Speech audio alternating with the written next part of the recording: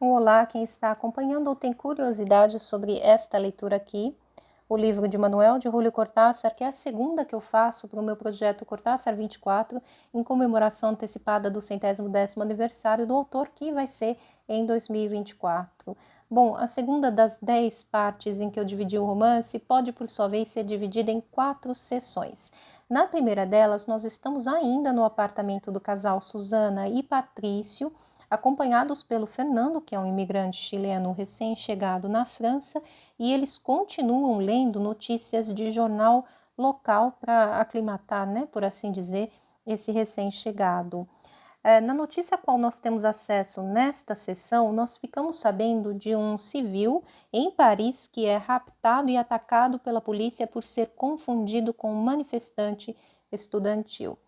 É claro que as personagens vão tecer comentários sobre o ocorrido, alguns deles inclusive bastante ácidos, e também vão comentar a situação política tanto na França quanto na América Latina. Se eu não me engano, um deles vai inclusive apontar a ironia, né, entre aspas, que é eles saírem de um continente para o outro, fugindo, né, de um determinado tipo de violência, e para encontrar algo que não fica muito, né, longe daquilo do qual eles estavam tentando escapar.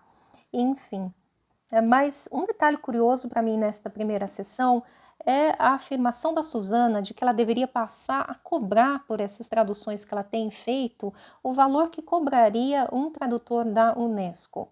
E aqui nós temos então um dado autobiográfico inserido neste romance, porque o Cortázar, quando vai para a França, passa justamente a trabalhar como tradutor para a Unesco. Ele, se eu não me engano, também a Aurora, a sua esposa na época.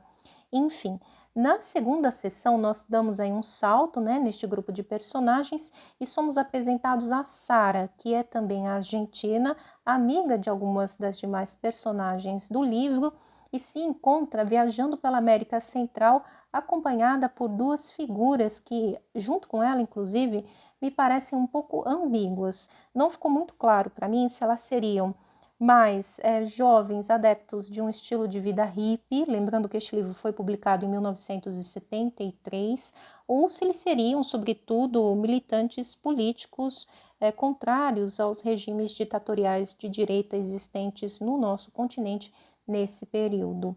Bom, mas esta segunda sessão ela tem um formato diferente das anteriores, porque ela é composta sobretudo por cartas enviadas pela Sara aos seus amigos na Europa. Então nós temos aí, né, um formato sobretudo epistolar. O tom dessas cartas, eu confesso, não me convenceu muito, nem como textos escritos por uma jovem aí numa possível busca de sentido, né, de objetivo mais pessoal para a sua vida, e nem como textos escritos por uma possível ativista política, tá? Inclusive, em determinado ponto do texto, há a inserção de uma nota de rodapé muito bem-humorada, justamente acerca da existência, né, e da autenticidade destas cartas. Enfim, de qualquer forma, a Sara vai apontar para a gente dois fatos, entre aspas, que eu considero, sim, bastante relevantes. O primeiro deles, o fato de que ela e os companheiros de viagem não são bem-vindos nos lugares pelos quais eles passam. Pelo contrário, eles são atacados, inclusive fisicamente, na rua, pela população local, e por isso eles precisam esconder os cabelos compridos, mudar um pouco a forma de se vestir, deixar de lado as mochilas, por exemplo, que eles carregam, todos os elementos, né, que seriam associados aí ao estereótipo de uma figura hippie. E, por outro lado, ela diz também que os intelectuais, né, e artistas de esquerda tampouco estariam muito dispostos a ajudá-los de fato. A meu ver, as cartas da Sara são uma outra forma que o autor encontrou de tratar desses assuntos, né? Além de ser pela inserção de artigos reais, né, de jornal publicados na época, tá? A terceira sessão, inclusive, consiste simplesmente disso, 2 artigos de jornal que, repito, são reais, né, são retirados de jornais que o Julio lia, né, na época em que ele estava escrevendo o romance. O primeiro desses artigos é sobre um documento assinado por um grupo de bispos latino-americanos em protesto contra o tratamento que a população de alguns países da América Central vinha recebendo dos seus próprios governos. E o segundo artigo contando a história de um jovem francês que teria voltado de uma viagem à Inglaterra encantado com a filosofia hippie e tendo encontrado aí preconceito, né, por parte da sua família, dos seus amigos e no seu local de trabalho, decide atear fogo ao próprio corpo e assim cometer suicídio como uma forma de protesto. Para mim, esta terceira sessão ela é bastante importante porque, por um lado, ela mostra para o leitor, né, modos diferentes possíveis de atuação e de resistência política e social, tá? E por outro lado, ao mesmo tempo, ela aponta aí de uma forma que para mim é bastante irônica, um questionamento, né, possível acerca do impacto real e da efetividade dessas ações, tá? E, enfim, a quarta e última sessão deste trecho do livro se passa novamente no apartamento da Susana e do Patrício. Se eu não me engano, inclusive o filhinho deles, Manuel, vai aparecer um pouco mais. E os amigos também estão presentes, né? Ou seja, a maioria das personagens do romance.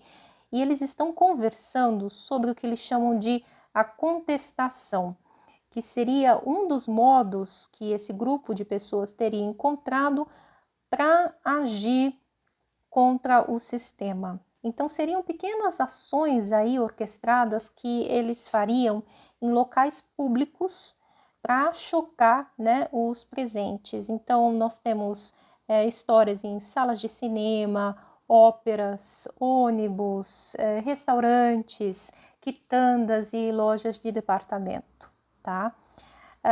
É uma passagem bastante cômica, então o Julio coloca aí, né, em prática a sua veia mais lúdica, né? Além disso, nós temos nesse trecho do livro também a indicação de alguns conflitos potenciais entre personagens diferentes que se envolvem afetiva e ou sexualmente. Então, volta aqui, né, um outro tema caro para o Julio, que seriam essas relações, né, humanas, enfim. De qualquer forma, eu acredito que uma das coisas que fica para mim, né, até o momento desta leitura, seria a importância que o Julio dá para o caráter gregário das suas personagens e, portanto, imagino eu, né, do próprio ser humano. Por que eu digo isso? Se a gente olhar para o Jogo da Amarelinha, 62 modelo para amar, e agora, né, para o livro de Manuel, nós vamos ver que as personagens do Cortázar se encontram inseridas em grupos, né? Elas não estão, pelo menos não na maior parte do texto, né, isoladas dos demais, tá? E agora, né, pensando que este aqui é um texto politicamente engajado, isso se torna ainda mais significativo, a meu ver, né? Enfim, o fato de que nós existimos em grupo. Eu li o próximo 10º do romance já, né? Espero poder comentar em breve e até o momento eu continuo sim recomendando esta leitura, que não é dos livros mais populares ou mais queridos do Cortázar, nem pelo próprio autor, como bem me lembrou, né, uma seguidora do Instagram do projeto hoje, mas até o momento, pelo menos, tem valido a pena, sim, bastante para mim, tá? Fica novamente o convite para quem quiser fazer essa leitura ou alguma das leituras futuras do projeto, e qualquer dúvida é só entrar em contato comigo. Obrigada e espero até a próxima.